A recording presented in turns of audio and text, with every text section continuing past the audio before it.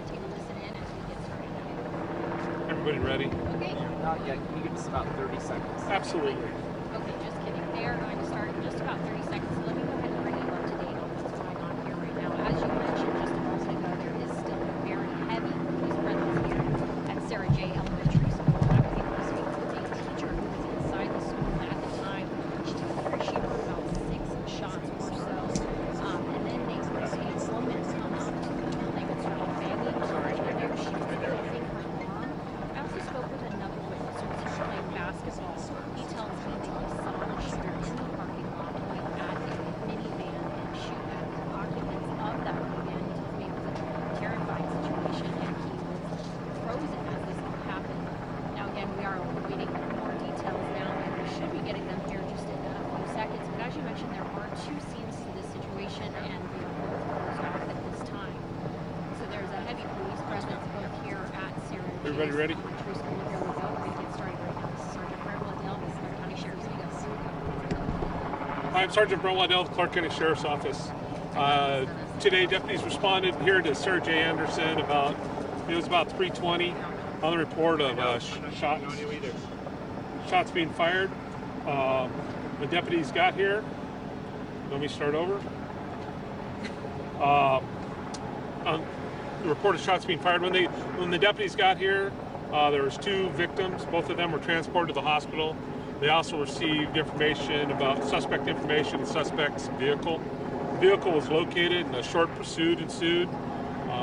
The suspect stopped at Andreessen Padden area, got out of the vehicle. When he was challenged by deputies, he had the gun to his head. He actually shot himself in the head.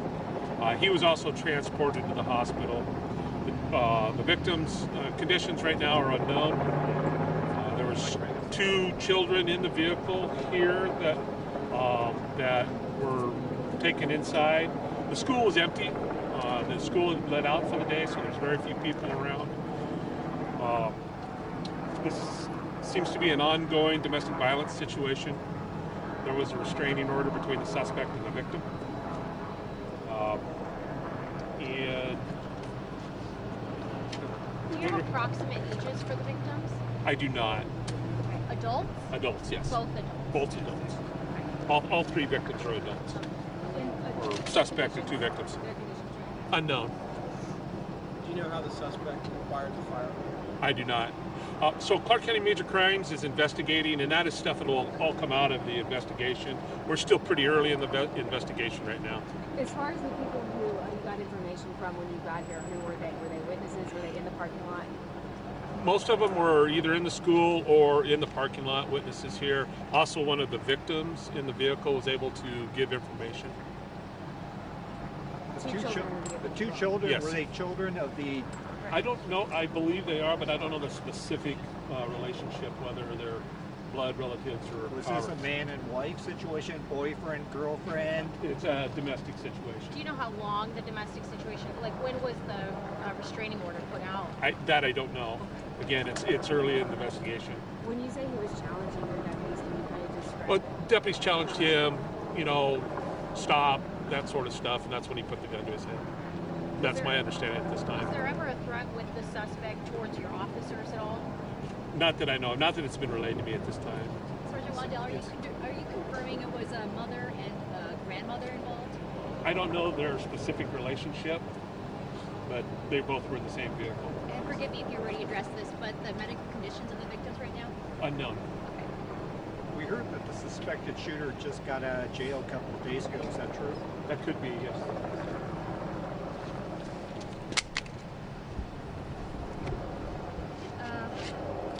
We did confirm that the suspect shot himself. Is he dead?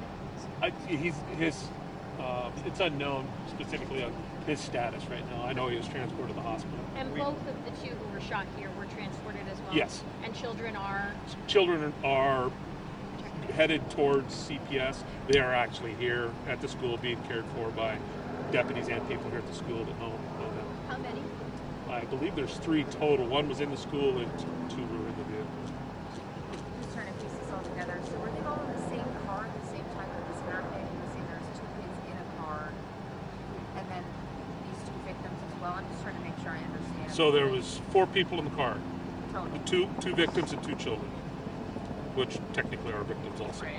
And your deputies got the call at 3:20. Yeah, I think the call came in at 3:20 or 3:21. Okay. And they found it. Shortly thereafter. Sergeant, how difficult are these calls? Very.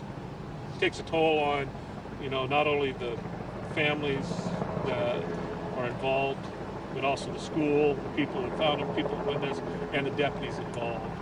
Because with anything, this ongoing domestic violence situation, one of our deputies has been working pretty close, and then the deputies have witnessed what went on. It also affects them, but it affects mostly the families and the victims of. It's a tragedy all over. Can you tell us any more about what actually happened in the car? There appears to be a blown out window, Yes, there was a shooting in the parking lot. but they shot through the window. It appears so. Any idea how many shots were fired? Again, that's part of the investigation, and that's ongoing. Do you know if there's any surveillance video that might help your investigation? I don't know that. I know the detectives are looking that up and seeing each school has different places for surveillance and that sort of stuff. I don't know whether it comes that far out into the park. It went on lockdown. The school went on lockdown. Yes, the remaining people here, it did go on lockdown, but there was quite the deputy response, of course, and What would the response have been had school not just let out? so they would have been in lockdown, figure out, suspect, kind of initially what we did, and then we would be having something a little different, parent reunification, and it would be, you would still see a lot more deputies here, a lot of outside agencies would be here helping, that sort of stuff. So Do you know the circumstances that led up to this? Do these kids go to the school where they were I- pick up the kids? I don't know, to be honest with you. We had heard over the scanner that the suspected shooter shot himself in the head. Is that correct? Yes. And you did confirm that the suspected shooter had recently been let out of jail? Yes. Okay.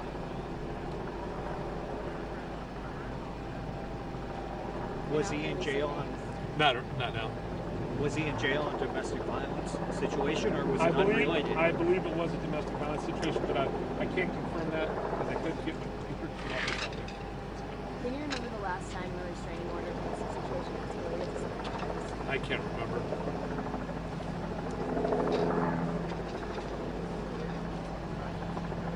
All right, this is probably going to be the last one tonight.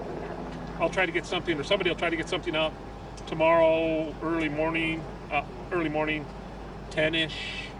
By then, the detectives will have an idea of kind of where things are going and what's going on. Thank you. All right. Thank you, Sergeant. Thank you. You bet. There's some indication. There you go.